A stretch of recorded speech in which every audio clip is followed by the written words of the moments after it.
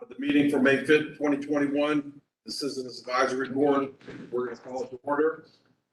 Justin was kind enough to pass out the video, allow everybody to have the video of our last meeting. So that takes the place of our minutes. We're going to begin with our presentations. We're going to start. We have virtually, we have Stephen Zubik talking about the tip. Stephen? Thank you. Can everyone hear me okay? Yep. Okay. Yes. Okay, thank you. Apologize that I wasn't able to make it last month. I think Justin touched on my presentation a little bit, but just a real quick recap of the slides that you guys have. One thing that we do as Eastgate every year is our tip update. We do this when we don't have a full transportation improvement program that we're developing. And really what this does is it shows all the changes over the last 12 months. It shows any projects that were added, shows any projects that were sold or awarded. The way that we've been doing things for the last 3-4 years now is on a pretty good cycle to where we're not really adding new projects throughout the year. We're doing this on cycles to develop a new tip, which I'll talk about in a few minutes here. So all you see here on these slides is projects that were awarded. So this is everything that used any federal dollars in Trumbull and Mahoning counties. Feel free to take a look at these. If you have any questions, reach out to me. Justin will get you my email. And there's some maps at the end to show where all this took place. The other thing, just real quick to touch on, is one of the resolutions that you guys have today. I believe resolution 006, 2022. Last month, Justin would have talked about real briefly that we received applications for our surface transportation block grant program. This is typically roadway resurfacing. We also do bridge replacements, bridge rehabs, sometimes some other project types, but nothing unique here. So these are all the projects that you see on the resolution. We were able to fit everything in our program. We were looking for fiscal years 2024 all the way through fiscal year 2027. So we were able to manage all the applications and fit everything in the program, award funding to everything, and balances really well. So the process here will be review and approval from you guys earlier today from our technical advisory committee, and then next month final approval at the general policy board. You'll see on the resolution that this is amending the current tip that we're in now. Though really what it's doing is, as I mentioned before, we're using this to develop the next tip that will be presented to you guys throughout the spring of 2023. But the way it works is these projects are quite a process. We got to get through a lot of environmental work, sometimes right-of-way, final design of the roadway. And when using federal dollars, that process takes, a few years. So in order to have a project, have completion of a project 2, 3, 4 years from now, we need to get those projects started today. So you'll see a lot of PE environmental work. That's engineering. That's the first step of the project. You'll see a lot in fiscal year 2023 on this project list. That starts July 1st, just a couple months away now. So the way we have to do it is amend the current tip to get that started. A lot of information there, and I apologize, I'm not able to join in on the slides. So I hope that I was talking about what you guys were seeing, but a lot there. Any questions? Feel free to ask now. Mr. Zubik, I can't read any of the stuff at this point because it's too small, and I can go over it later, but in your memory, is the Mahoning Avenue repaving project from Meridian down to the city, is that one that is advanced for our commentary? So I'm not sure exactly what the termini is on our existing Mahoning Avenue projects. the city of Youngstown submitted previously 2 years ago, phase 1 and phase 2 of Mahoning Avenue. That would be within the city limits. And that's already programmed. That's a project that would have been presented, like I said, 2 years ago. If that's what you're referring to, if outside the city limits, as far as a county project, no, that's not on the list. The only project that was submitted and approved for funding from the Mahoning County engineers that you'll see on there is Glenwood Avenue. Okay, thanks. Yep, and I believe Justin would have, if this didn't come out on the agenda, will come out in an email following the meeting, this resolution to be voted on. So you can take a good look at it there, and then, as always, any questions or comments, we're more than happy to address.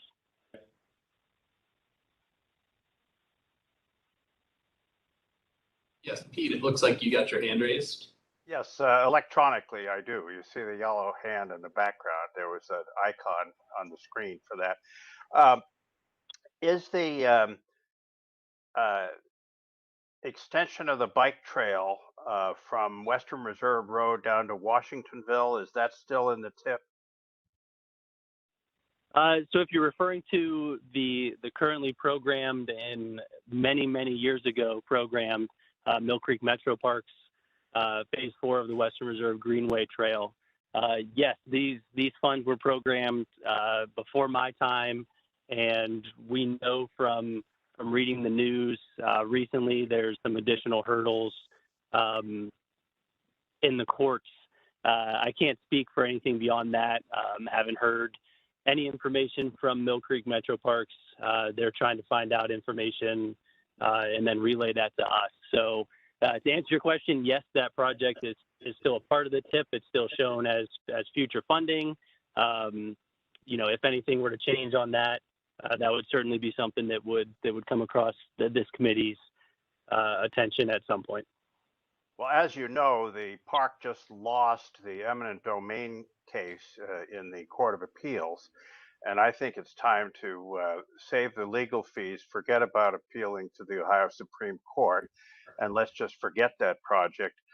When the county engineer repaves Washingtonville Road this year, let's just reduce the speed limit there, put up some share the road signs, and paint some sharrows on the road.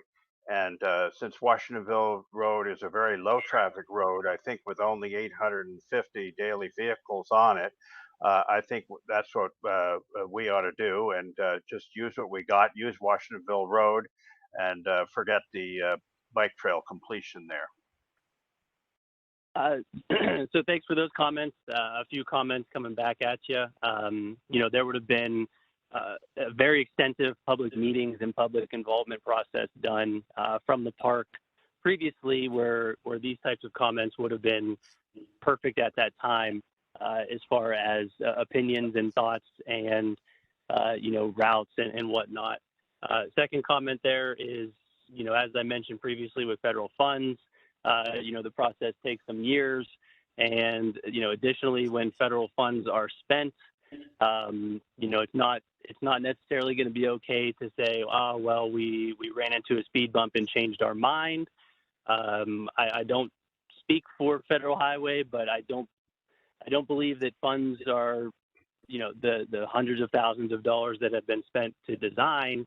I don't think people are going to be okay with, well, we tried and we gave up.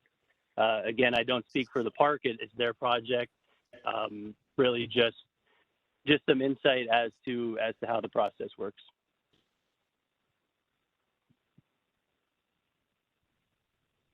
So does it just, oh, wait a minute. Ding. Oh, look at that. Whoops. Go ahead, Lynn. So does it mean that, okay, this Mill Creek Park bike path extension down to Columbiana from Western Reserve Road, from Leffingwell Road rather, at the Mill Creek Park is in the courts, and they lost I guess what Diane Less, her lawyers won and Mill Creek Park lost. So does it just keep going through the courts? Do federal dollars get spent on legal fees? That's my question as a citizen who doesn't know. I don't know. Yeah, so a few things there. No, federal dollars won't get spent on legal fees. The federal dollars get spent on the design, on the construction, on the right-of-way, the actual acquisition fees that get paid to property owners. I would caution calling it an extension. Really what it is the final connection of existing bike trail, from Lake Erie to the Ohio River. So being a connection is really what we should be referring to it as. But again, I reached out to Mill Creek Metro Parks and their representatives. They're trying to decide what their course of action is. Myself and Eastgate's role, we are program managers of the funds and, assuring that that's spent correctly and properly. The decision making is not on my end, is not on Eastgate's end.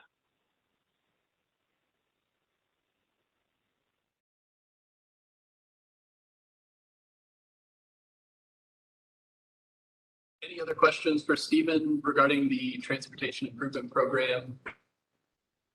I know, like he had mentioned, he had talked about the resolution that is up for review this month. That was included with the packet. And then for anyone that's a CAB member, following this meeting, once the recording's available and I have the meeting summary finalized, I'll send out a way for the board to vote on that resolution.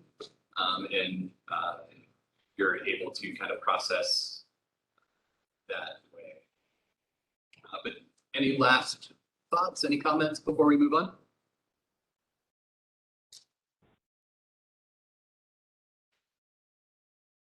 Okay, with that in mind, we're going to move right on to Steve Christen and Mark Regazine. They're going to give us an update on Eastgate's broadband initiatives. Gentlemen? Okay, thank you, Kevin. I think it was February we last talked, and we appreciate Justin and the entire group giving us a few minutes to talk to you. Now, we wanted to focus in on a couple things, specifically a broadband survey that we're rolling out. But I think I would be remiss if I didn't at least touch on some things that have taken place since we last met in February. Just this past month alone, it's been a very busy month. We've had Senator Portman here in town to talk about broadband.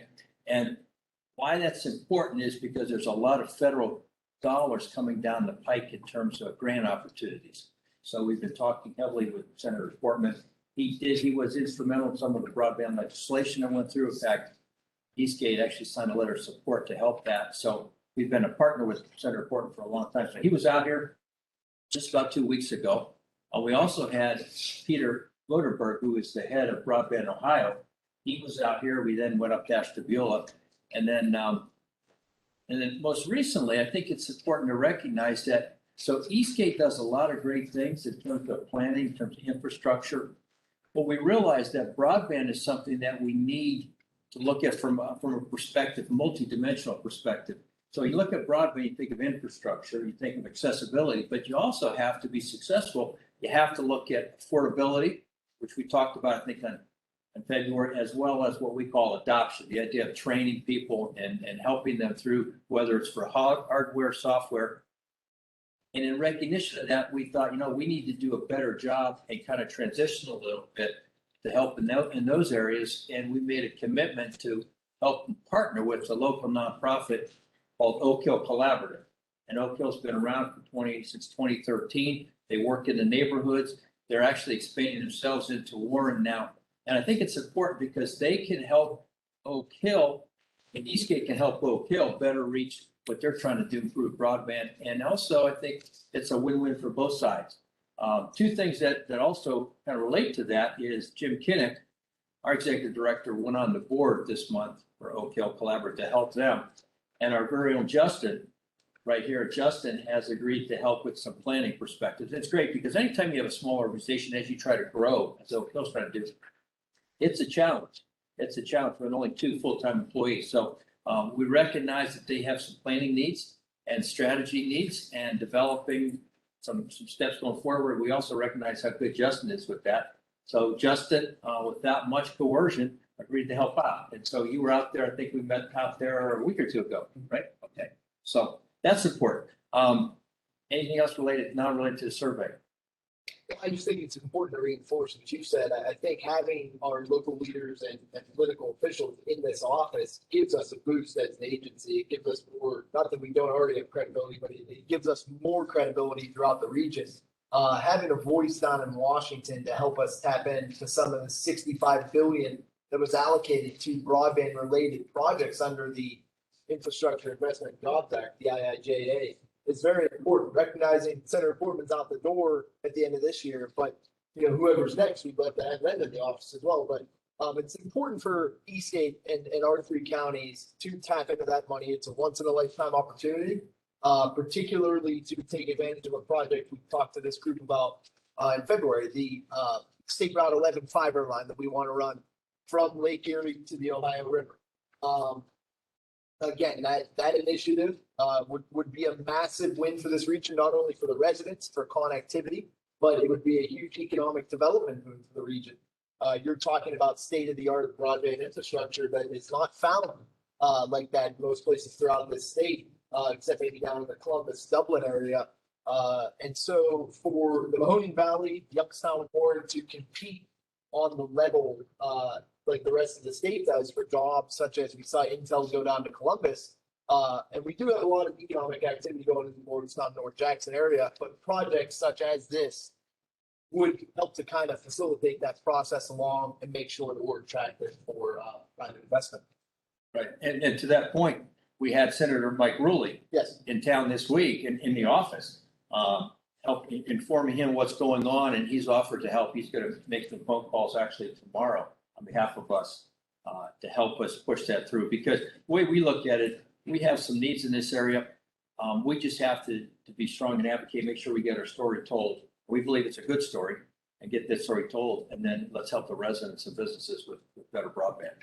And our first step, and again, we can provide any documentation material you guys like to review on this fiber line project. We did talk about it last month, but our first step here, and why we're working closely with Senator Ruley in the state, is we're trying to secure funding for preliminary engineering analysis. We need to figure out exactly how this line will operate, where it will go along Route 11. And then from that point, then we can go chasing after the state federal funding to actually put a shovel in the ground and start laying the fiber. So one of the things that the survey, the feasibility study, surveyed the area, and we saw that there's pockets of internet that's very well done, and some pockets that have very limited internet, specifically in a major part of Ashtabula and northern Trumbull County and then western Mahoning County. And as we go out, we talk to communities, we've been out, we've talked to the trustee associations out there, we work closely with the county commissioners. We did find out that there are some gaps that maybe were not clearly identified in the feasibility study. It wasn't a feasibility study, it was wrong, it's just, it was a higher level. And in some cases, you have a town that may have full internet on paper, but when you talk to some of the neighborhoods, they don't have it. I'll give you an example. Springfield Township comes to mind. Plymouth Township up in Ashtabula. Some of the Williamsfield in Ashtabula. And also we're looking at maybe perhaps Smith Township. So what we wanted to do is how do we take that information that is maybe county-wide and narrow it down into a more community level, not even just a township level. Let's go down, keep that even smaller than that. And Mark was fantastic in putting together a broadband survey, a community broadband survey. And I believe, Justin, you sent out an email to this. So what happens, and we've got here, for people in the room here, we've got copies of it. And basically what we're doing, we're not asking the whole world to take it. What we're looking for is if there's a community that needs help or wants to take a look at their internet and what's available in their town and how we might go to help. We have a survey. It's a rough draft right now. We officially have not rolled it out to the public, but we will. But what we're passing out here is a copy of it. It's online. It's actually done in the sense that you can There you go. Thank you, Justin. Yeah. You can go on, sign into that and actually fill out, and there's about 12 questions. And what you do is you say, what sort of internet do you have at your house? It's really a residential broadband survey. So we ask that you take it from your house and you answer it based on your house as opposed to business. But it is, then it's gonna be collected. So we collect the data and then we'll actually be able to, over time, to map it out. So we'll know now, let's say Springfield Township, they have Armstrong and they have AT&T, but there are folks there in Springfield that have no access. So the question is where exactly and what do we need to do? So once we get a better handle on where it is and where it's not, we can work with the providers. In fact, in Green Township, I talked to one of the providers a couple weeks ago and they went out to help one customer. So I asked if you did not get that survey on the email, Justin sent it out, but if you need it again, ask Justin, we can send it out to you. We got hard copies here. What I ask you to do is fill it out and then we'll tabulate the results. More importantly, we want to use you guys as almost like guinea pigs. So when you go through that study and you're laughing at guinea pigs, yeah, that's what it is. But the idea is give us some thoughts on what you like about the survey, what you don't like. We've had some folks here at Eastgate already do it, and they gave us 4 or 5 good comments that we're making some changes as we go. So we're asking you to give us accurate data so we can plot that, but also think of it from other users, how we can make it maybe a little easier to understand, a little more valuable, and we'll give you the result maybe in an upcoming meeting. So what we're trying to do as well with this survey is, me and Steve tend to think on a high level, right? We use terms that maybe most folks might not be familiar with in terms of broadband. Steve has 34 years at AT&T. When he came in here the first couple of weeks, I'm like, who is this guy? I don't know what he's talking about. But the survey helps us to kind of drill down, not necessarily on a basic level, but it gives us the 12 questions that it helps us to paint a picture of certain communities, whether it's Canfield Township, for example, or Springfield Township, or Youngstown. Once we start to get enough survey results back from each community, we'll be able to kind of create a heat map of where the internet coverage is good, where it's bad, where it's kind of moderately okay. And from the survey, we'll be able to see the average speed, average upload speeds, the providers in the area. And this is sort of a tool that we'll be able to use to go to the providers and say, hey, this is what we found in our survey. Do you have any plans of building out or expanding or upgrading your coverage in this area anytime soon? And it's a good way for us to partner with the provider. Because that's our objective. We really want to partner with those groups. We don't want to start our own provider. We don't want to have a public utility. We want to work with the existing providers to help them and encourage them to build out to the areas that need it. Yes. And I think you'll find that the survey should be easy enough to use. One thing that is on the actual hard copy survey, but we do have it online, is we have a speed test. Yes. Yeah. So everybody talks about speeds, there's a lot of marketing hype with some of the providers on how fast, and if you look in the small print, it says up to, and depending on the technology, it may never get that close to the up to. But we encourage you to do that speed test, and Justin's running it right now. Yeah. And you can go on, it'll, like this particular one is saying, okay, let me see, it's an AT&T internet. It actually shows you where it's connecting to in terms of from a server perspective, but now it's showing what the download speed is and upload speed. And so what we're going to be doing, we're going to be tracking that. So we get a sense on where we're weak, where we're strong, because we don't, to Mark's point, we don't want to duplicate. If the neighborhood has great service now, we don't want to spend a lot of time and effort creating more. Let's go after the areas that don't have it. Yeah, we have examples just, again, and I'll keep everyone's information private, but we have examples just in the office coworkers that one of works here, they took the test, they put in the subscription speeds they paid for, which was very low, actually, 10 megabit download speed. And then they took the test and they were only getting 1.7 downloads, which is very, very low. Now some of that could be technology related too. So there's a lot of teaching and awareness we could also bring about from this survey in terms of how to properly use the technology and then how to compare and contrast the providers in your area. Don't just settle for what you have because you think that's the only option. You really have, nowadays there's 5G that can be placed in the home. AT&T's building out, Spectrum's building out. So there's a lot of things, parts, and there's a lot of ways we can help this community improve the broadband speeds in their household. Right. So that's it. Any questions? If there's no questions, we encourage you to take the survey, give us feedback. If you think a question might need tweaked one way or another, or just made more easy to understand, just let us know. This is a work in progress, but once we are able to make some back end changes to the website, we're going to put this on there and make it live. For now, we're just kind of using it as a test pilot at maybe, 10 responses so far. But what this will allow us to do again is just populate all that data, and we'll be able to come back to you guys in a few months and explore that further. Yeah. So thank you. All right, we have one more presentation that didn't make the agenda, but this is a very important undertaking. We'll have additional presentation at one of our subsequent meetings. For right now, I want to introduce Tim Rosenberg of WSP USA.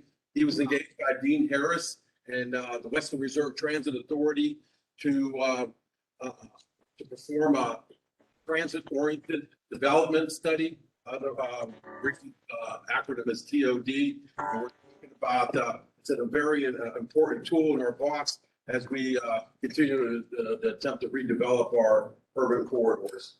Tim, briefly, give you about 10 minutes on this. I'm setting my timer here. So Okay. thanks for allowing me to speak to you today. We wanted to provide some information on this project. This has been going on for about a year. It's funded by a federal grant that WRTA sought and was awarded, competitive grant. And it's taking a look at how transit service and also development could be improved in the Market Street corridor. So look at transit improvements, pedestrian and bike facilities, traffic, and development, and integrating the two together. This term, transit-oriented development, may be unfamiliar. It's a term that's been around for a while, 25 or 30 years in the transit industry and transportation industry.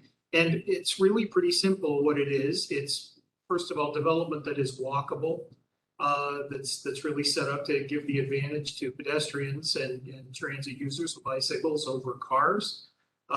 Mixed use development, so maybe retail or some kind of other activated use at the ground level, and then residential buildings or offices or other types of development above. And it's higher density, and not, I don't mean high density, but higher than what has been typically built in the last 50 or 60 years in the Youngstown area. We want to point out that this isn't something that's really alien. It's really the way that Market Street and most of the inner, the Youngstown portions of the main corridors like Mahoning, Belmont, and some of the others were built originally back in the early 20th century, late 19th century, when most people did either walk or use public transportation to get around. We're also seeing this work in other cities. It's not a pipe dream. It is something that's starting to happen.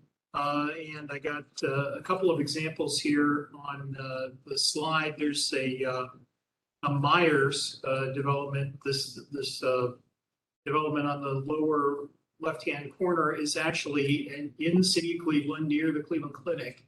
And this is the same Meyer that's out on Canfield Road, the big department store. They're actually in the ground floor of this building with then several stories of residential development above. We've also been talking to some of the healthcare providers around here about the lack of healthcare opportunities in the northern part of the Market Street corridor. And this building in the middle is an example from Cleveland of a community health clinic that's on Lorraine Road in Ohio City. So those are some close-ups of that, of those two projects, and I can send you guys this slideshow to take a look at. We see this project as being a first step in a bigger plan for Youngstown. This is really the first of probably several corridors that WRTA is going to be looking at in this way, and it's an opportunity to tie together improvements to transportation with some improvements to development and making some changes that hopefully will attract some new development to these corridors. So we're looking at improving Market Street in every way, not just in development or transit, but very multifaceted program. Where you might have seen us on the news last month, or maybe it was toward the end of March, I'm not sure, when we did public meetings and the people in Boardman were not happy about the idea of bus and bike lanes on Market Street in Boardman. So we're actually not backing away from that at this point. But the idea behind that would be that we would have the right lanes on Market Street set aside for the use of buses. It would be the use of bicycles. There's a number of places in the country where we're seeing combined bus bike lanes.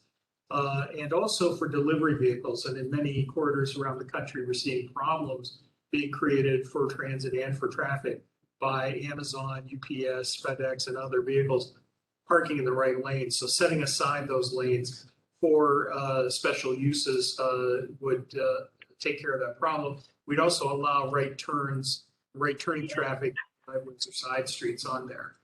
We would have improved bus stations. They'll show you those. Crosswalk, sidewalk, traffic signal improvements, traffic signal priority for the buses, bike amenities at some of the key bus stops, and then zoning changes. And we'll talk about that a little more in a little bit down the road in the slideshow here. But zoning changes to allow for this type of multi-story development with a mix of uses within single blocks and single buildings.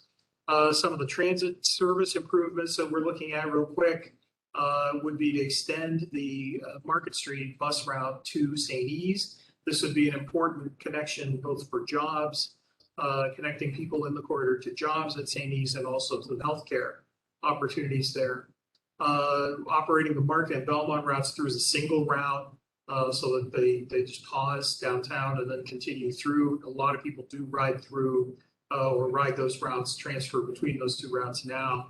Retime the Glenwood and South Avenue routes so they meet the Market Street route at the Southern Park Mall.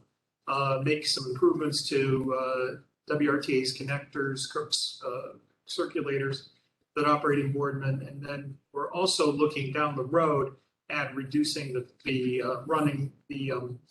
rather time between bus trips on the Market and Belmont routes. So that maybe those come rather than every 30 minutes, maybe every 20 or 15 minutes.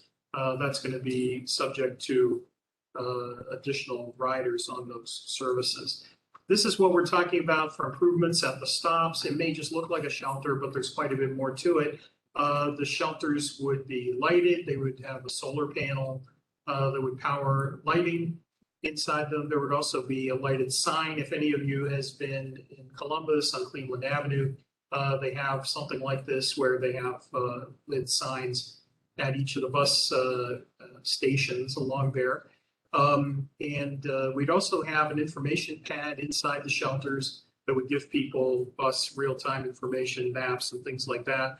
Lighting in many parts of the Market Street corridor, it's pretty dark out there at night, so we would get some lighting around the stations and hopefully get going a lighting program all along Market Street, and then a trash receptacle and partner with CCA or another organization to empty those for us. One of the big things that we're recommending is that we put in a transit zoning overlay district. This would mean that we would allow for greater flexibility in mixed-use development in places around major bus stops and other transit facilities. Also control the number of positioning of parking spaces on lots, and then make those developments in those areas eligible for financial incentives from federal and other programs. Also rezoning residential parcels to create larger development sites, and working with the land banks and CCA and Port Authority, other landowners to package sites for redevelopment, because in many of these areas there are quite a few vacant sites. It's kind of breathtaking in some of these neighborhoods how many vacant sites they are, and some of them are in land bank control, but not all of them. So we're looking for development. We're going to be holding a session later this month for developers to talk about the types of development that we want to fill in gaps in the market out there along Market Street. There is a need in the entire Youngstown area, as well as in the Market Street corridor, for a number of types of development. Hotels, full service grocery. Right now, if you're a transit user, there are no full service grocery stores anywhere along Market Street. So we would like to see something like that happen. Medical services, I mentioned. Low to moderate income housing. We actually have a kind of funny thing going on in this corridor where we have a lot of vacant housing and at the same time not a lot of available rental housing. So trying to get some of that vacant housing or get new development in there that could take care of that would be a big help. There's also a number of housing types that are not well represented in this area simply because we haven't built that much housing here, including multi-story mixed-use buildings, studio apartments, larger apartments, and true townhouses are all types of development that are doing very well in other parts of the country. It just are not happening in this market. So we'd like to see some of that in this corridor as well. One of the big things that WRTA is working on that's part of this project, but also separate, is redeveloping the Federal Station site. This is a development above a transit center in La Crosse, Wisconsin. The transit transfer activity, like what happens at Federal Station, actually happens in this case on the ground floor of this building, and then there's several stories of apartments above, both mixed use and market rate. This building cost $30 million 10 years ago. I hate to think what it would cost now, but anyway, WRTA is in the process of doing a concept design. GPD is doing that work for them. And you'll be hearing more about that, I'm sure, later this year. This is an example of some of the work that we've done around the details of both the transportation and land use around many of the stations along, well, all the station areas along Market Street. We've divided up the corridor into 12 or 13 station areas and have made some recommendations about types of development and also improvements to the transportation system. This is some of the details on that. This is where our transit stations would be located at the bus stops, pedestrian signals, changes to the crosswalks and streetscape around each of those stations, and then the dedicated bus and bike lanes in the right lanes. And we've got details like this for every station all along Market Street. I'm not going to show you all those today. We're also working on an implementation plan and a financial plan for this. So you'll also be hearing from us about that in a few months, because we're starting to tie some of these improvements that we're looking at. The program is $15 to $20 million for the transportation program.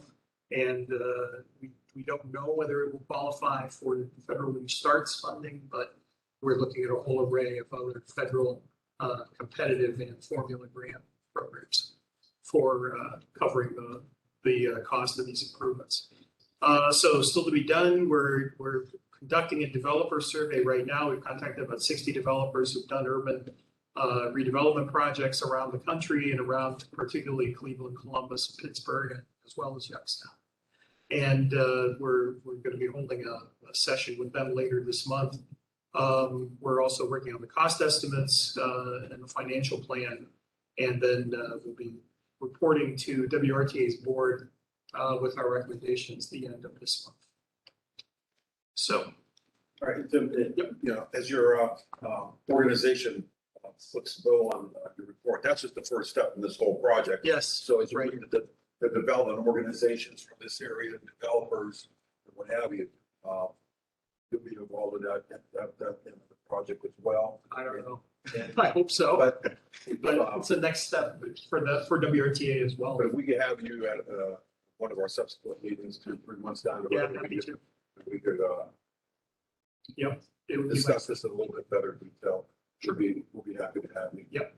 No problem. So we had one question in the chat that popped Yep. up asking about plans to incorporate green infrastructure throughout this process. We have talked about it and thought about it, and where it is possible, we'll do it. It's, we'll be looking at that in the design phase as we design some of these things. For example, in places where we're adding permeable surface, that would be something that could potentially be addressed through green infrastructure. We're actually not building a lot here, not counting the federal station, which is already a built thing. You know, it's just basically rebuilding over what you already have there. And there are some green infrastructure elements of the design of that of the example project in Wisconsin. So those probably would be incorporated into this as well. And one other comment that came in was Market Street is known as a food desert. So we've been told that the major reason is due to shoplifting. So obviously some maybe safety perception issues. Yeah, we've heard that. Yes. You know, I think it's really the only, I mean, even going back many years ago, the only real full service grocery there was the grocery store that's not the library. So, you know, it's never, what's that? It was a Giant Eagle. Right, it was a Giant There's Eagle program value king for or that. something. Yeah, right. But, That was my hood. yeah, I forgot what store it was before, but, yeah, shoplifting can be an issue. One of the things that we've been talking about is looking at some of these models that are something a little short of maybe a Giant Eagle or a Marks, but still a big improvement over buying at the convenience store, Dollar General. You know, so there are some, Dollar General actually has a grocery model out there, urban grocery model, UGX, that is open in some markets, and of course, you know, those could be emulated by some local folks as well to run something like that. So it'd be a smaller scale, maybe around the size of a drugstore, but more supervision, maybe a slightly lower volume of or variety of things, but still a big improvement. Then I see, Pete, you have your hand raised. Do you have any thoughts on this? Yes, I applaud this project. Right now, trying to bicycle on Market Street is really it's a scary thing, you know.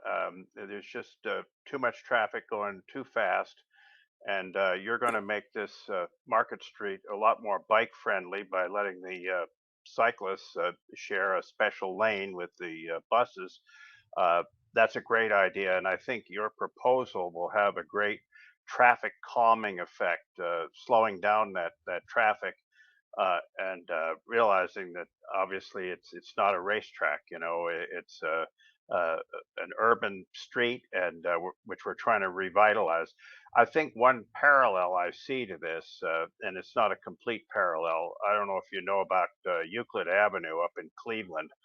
They have the special Healthline bus. They use a center island model, and they've got bike lanes on either side. I think it was about 10 or 15 years ago, they completely rebuilt that street from downtown and Playhouse Square all the way out to the Cleveland Clinic and beyond.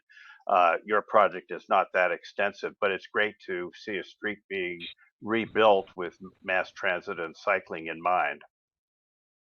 And what we're proposing isn't as extensive as the Healthline. It would actually be kind of similar to what's on Clifton Boulevard in Cleveland or what's on Cleveland Avenue in Columbus, which are more recently developed project. The Healthline opened in 2008 in Cleveland. The bike bus lane concept is a fairly new one, and there isn't anything. We're looking at this for a corridor on East 105th Street in Cleveland right now.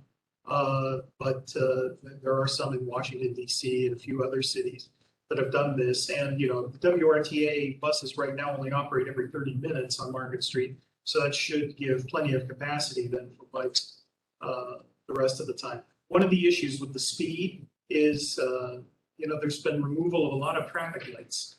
And we're recommending putting some of those back, which we know is going to be a fight that with ODOT. You know, who persistently goes down these corridors and removes traffic lights. Well, it seems like much of what you're planning is inconsistent with what ODOT does.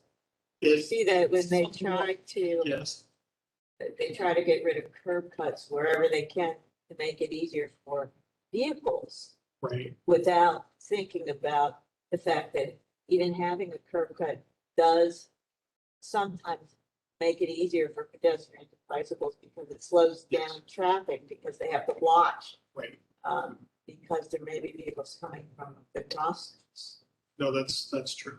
Right. And, it is a bit of an unusual cross-section set up for a roadway for this, region.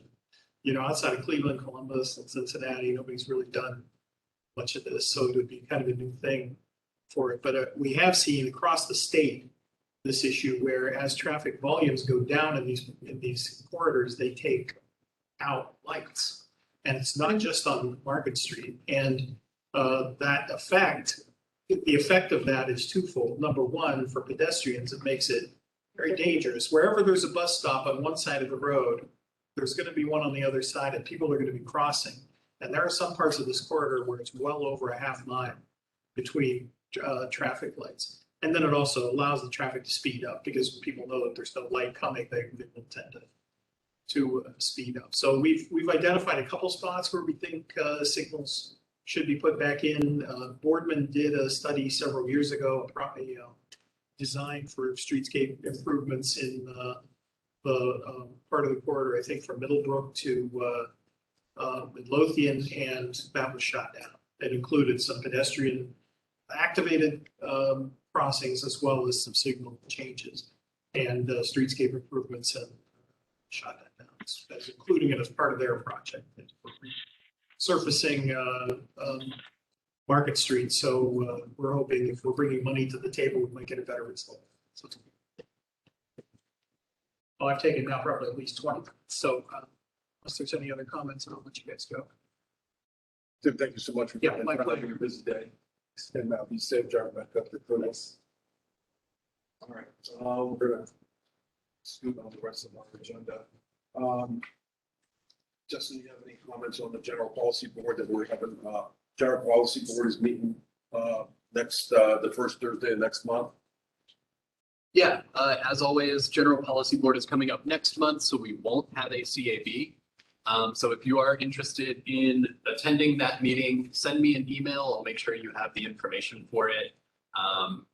And then also if you have comments or information that you think should be included in the CAB's report at that meeting, feel free to send those my way as well.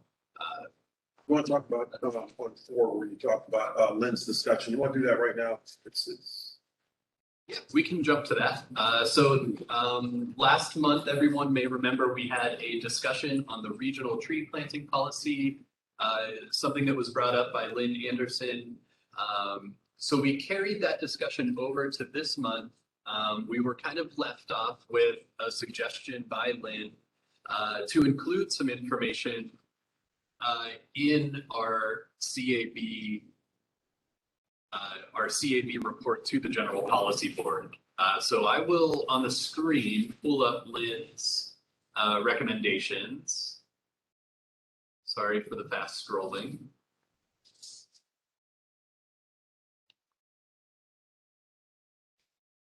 So Lynn had come up with these policy considerations, and she had asked that we could submit this report to the General Policy Board. So how that would look in practice is we would include this information in the CAB's report to the Policy Board next month. Where I think we left off is whether the board as a whole would like to move forward in that direction, or if there's some more discussion that should occur. And pretty much our general policy board is a cross section of a lot of communities across the three-county area. So all we're going to do is introduce and let these communities take the next step with their own communities and try to implement this policy into the actions of their own neighborhoods. So you want to do this formally then? If we want to go ahead and include this at the policy board meeting, could somebody make a motion to that effect?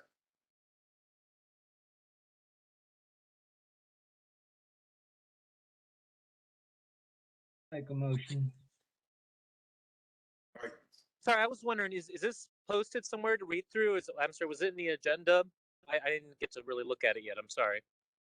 Yes, it was attached to the agenda. Unfortunately, the most recent agenda I sent out had it excluded. So it was in the April agenda. I do have it on the screen. So if you have access to the April agenda, you'd be able to find it in there, as well as the recording for that meeting where we go through it. I guess how we could process with this is, I know Jane had opened with a motion to include this information in the policy board report. How we can process that is after this meeting, along with the resolutions where the board will vote on that, I can include an additional question just to make sure that there's consensus among board members and everybody is okay moving forward with this. So that'll give everyone a little bit of extra time to read through this again and become familiar, if that's agreeable. Yeah, if we have a second, then we could vote on it via virtually. Maybe we have a second on this motion? I'll second that. Yeah, but who can make motions? I'm not sure if I can. I'm a citizen, but I don't know if I am formally allowed to make motions. We have enough now with the motion and a second, we have enough to have a vote on it, and we will. I understand that, but who's eligible to make motions? Who's eligible to vote? Yeah, any board members are eligible to make motions and board actions. Okay, So just the board members. Okay. correct, yeah. So Mary, I believe you had contacted me a little after our membership application period had closed for this year. So unfortunately, you can't vote, but obviously your voice is still important for all of Yeah, us. no, I'm just clarifying. I understand. Absolutely. Thank you. All right, we'll vote on this later on this month. No other discussion on the general policy board. Justin, you want to talk about the TAC that occurred this morning?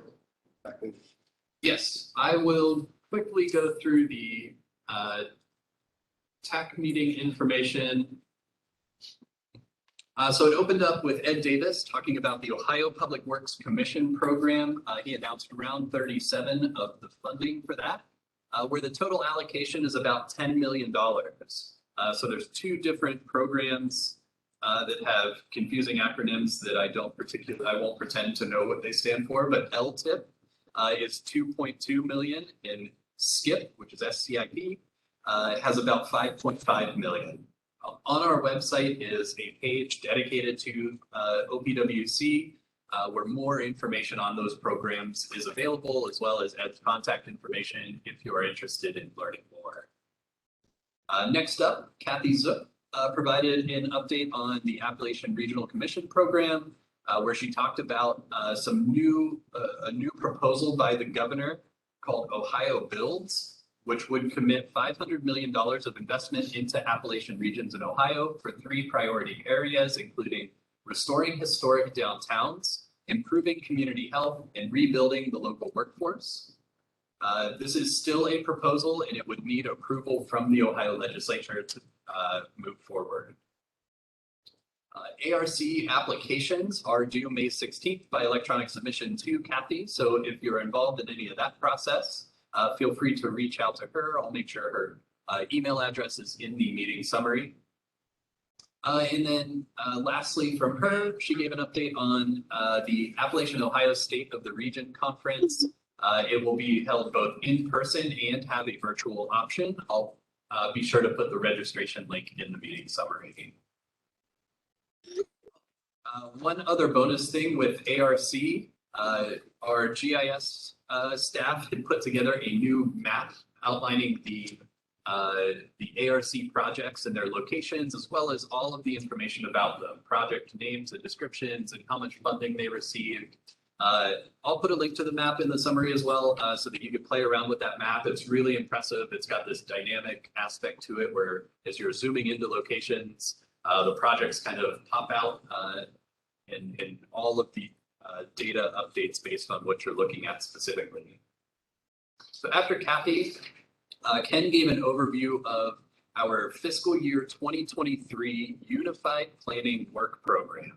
So that's a lot of words that basically outlines the work that Eastgate does on our transportation side.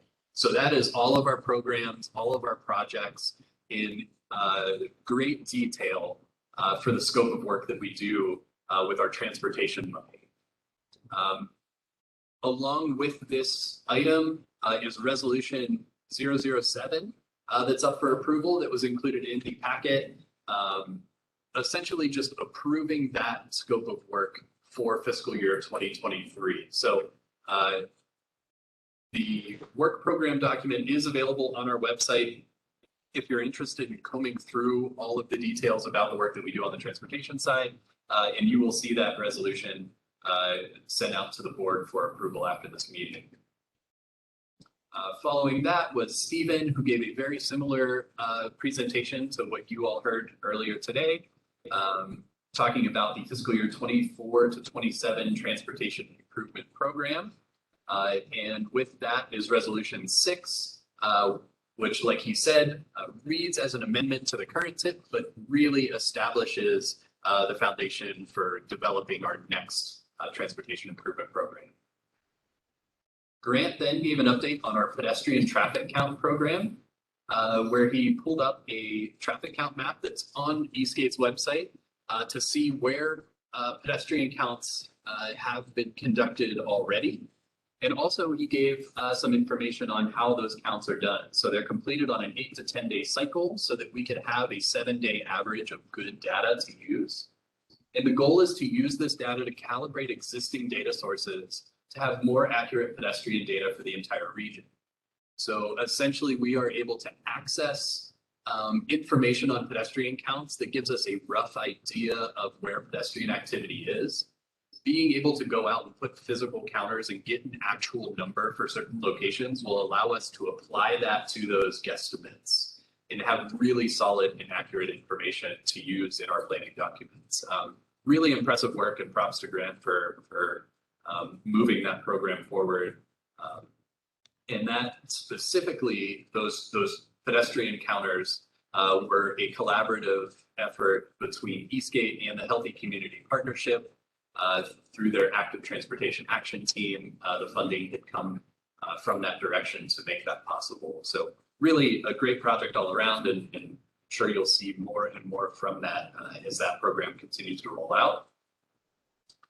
Then Stephanie gave an update on the Warren 201 Facility Planning Area Amendment. This information was included in last month's agenda packet, where Stephanie outlined information on changes to the sewer areas in our region. So resolution 5 this month is relating to those changes. So again, that will be sent out to the board members after this meeting for approval. Stephanie also talked about Clean Ohio Conservation Fund, where she introduced round 17. Our allocation for that funding round is $1.25 million, but because of some carryover funds from previous rounds, we'll have a total of $2.98 million to dole out. Also with that, they are seeking 5 nominations to sit on the Natural Resources Advisory Council. So that information is on our District 6 NRAC page on our website. I'll make sure the information for the nomination process and what all is involved with that is included in the meeting summary.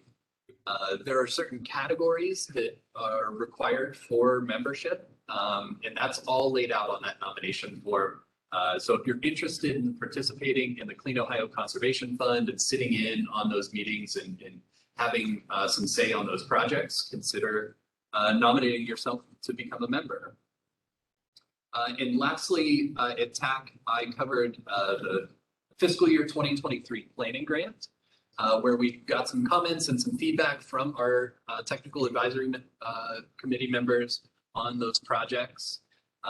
Also, if anyone at this meeting now has any thoughts on the planning grant projects, feel free to chime in or send those thoughts to me.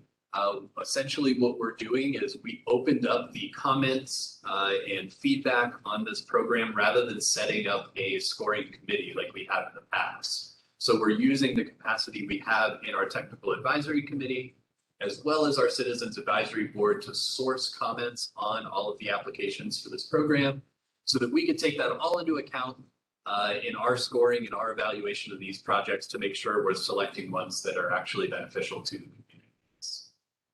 And then I covered the 2050 Metropolitan Transportation Plan, where I talked about kind of the stage in the process that we're at, which is scenario planning. So for anyone in attendance here today, there is a fun little activity after the meeting concludes if you have the time to stay.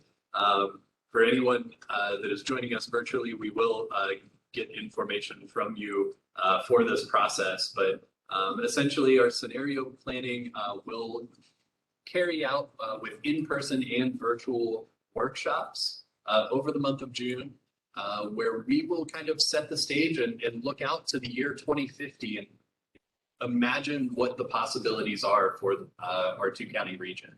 And then those scenarios, we need feedback from the public and all of the stakeholders to know what things we should be focusing on with these scenarios that we've plotted out into the future. So in addition to that, project solicitation, which is where we ask the cities, the townships, the villages, and the counties to send us projects that they think they're going to complete by 2050.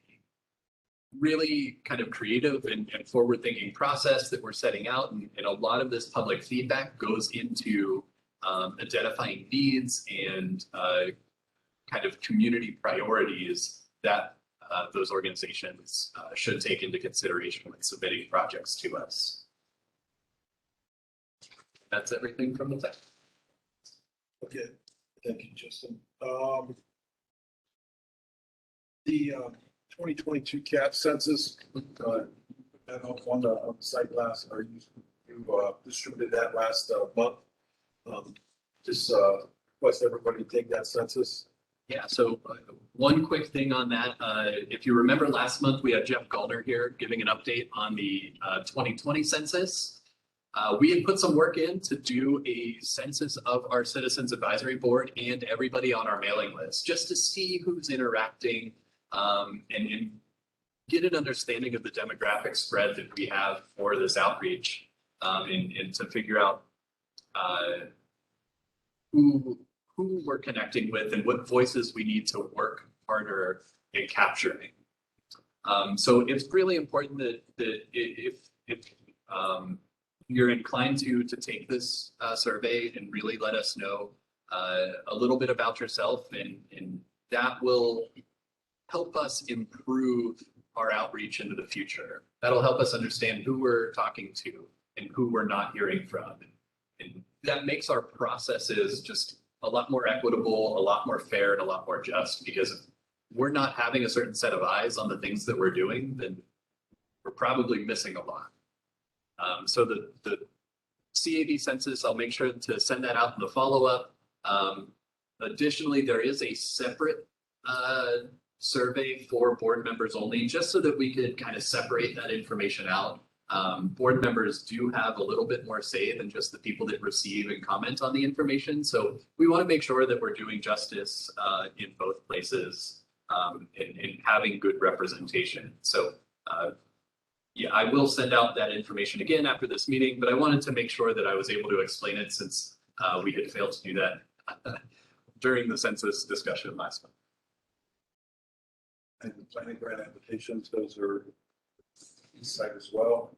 Yeah, the planning grant applications are on the site. If you've been on our website recently, you may notice that we went through a refresh. We were a couple steps behind in getting some information up, so those disappeared for a brief period of time. But I did send those out again. If you have comments, please send them my way. We will be starting our internal scoring and evaluation process very soon. Okay, we have 3 resolutions that were provided in the board package.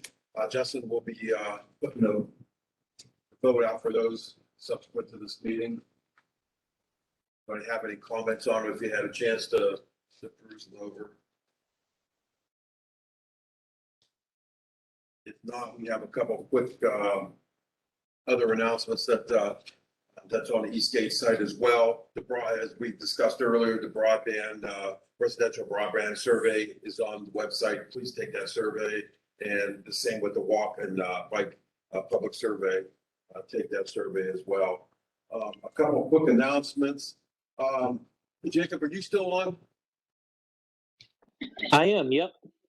You want to give a quick introduction of the Applied History Spring 2022 project to our group?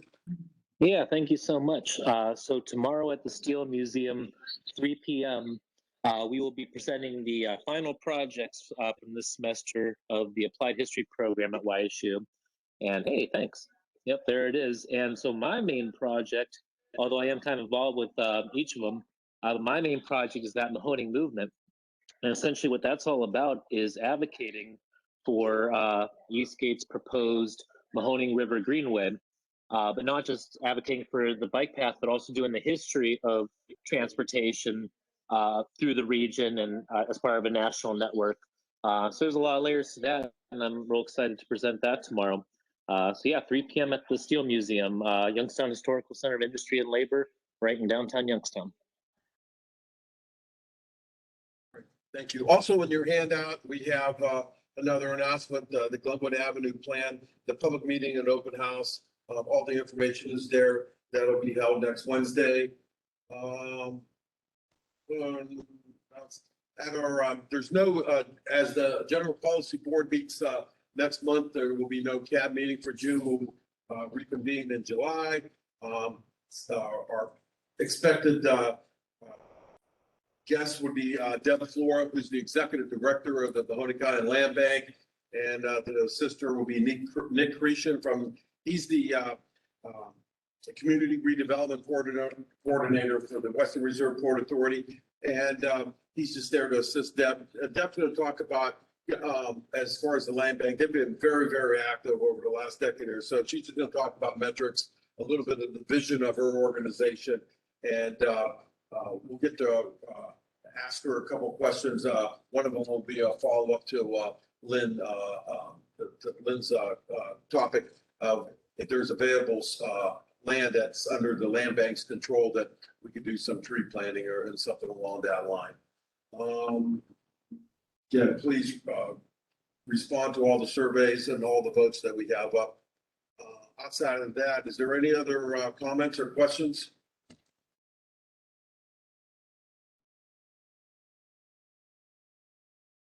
With that in mind, if there is none, then we'll. All right, we will adjourn and see everybody back in on the first Thursday of July. Thank you, everybody. Thank you. Thank you. Thank you.